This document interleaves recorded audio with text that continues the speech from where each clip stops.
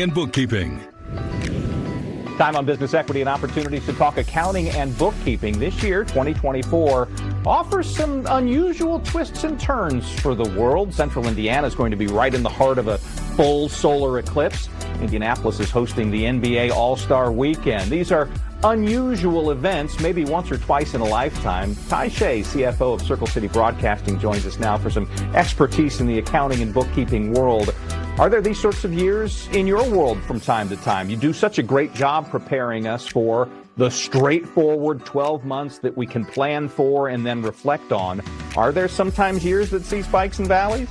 No question. And I think that happens in many industries. And, you know, the important thing is when those big years hit, oftentimes first of all, are you prepared for it? And a lot of times you have to gear up for those, right? Whether that is increasing your personnel, whether that is spending money on equipment, like in our business, to properly capitalize on those big events. Often that requires as much planning as possible in advance to do that. And that can be a big undertaking. Often that means you're front loading some expenses, and there are unique accounting aspects that come into that where, accountants, it's really important to us to match revenues with expenses.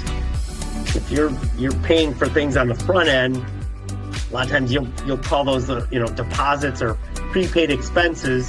And then at that time when you get that big revenue push and that revenue comes in, that's when you additionally match those expenses in your financial statements. All right, as I ask this question, I want to underscore to everybody watching, clearly not every circumstance fits every situation. But generally speaking, if you had your druthers in what you do, would you druther the boss and the team over-prepare for a year that they think might have a spike or a difficult time? Or is it easier to deal with it on the back end? That's a fair question. It probably depends on what industry you're in, right? Like us in the TV business, we have to be prepared. We don't want to be caught with the appearance that we're not ready.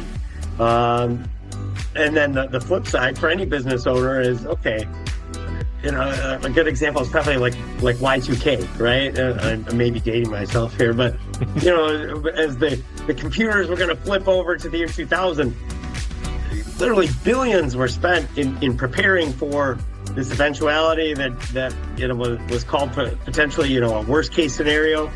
Kind of ended up for the most part being kind of a non-issue, but what if it hadn't been? And so there is a cost benefit for businesses as they prepare for big events, both potentially incredible for the business and catastrophic, but there's you kind of have to weigh that and look at best case, worst case, likely case, and figure out where you fall on that spectrum. If you're dating yourself with that, you're dating me as well. And frankly, probably all the folks who are in a position to start a business right about now. That's a good memory. You'll also get the argument from folks about whether the preparation was perfect because there was no catastrophe by and large, right? Or was it always going to be a dud and we spent way too much? Which probably reminds us that in any boardroom there'll be disagreement even if things go perfectly. That's right. No question. You're right. And sometimes, better to over prepare and have kind of a non-issue come up and be able to go about your business then going forward. And in every situation, you've underscored this for us in the past.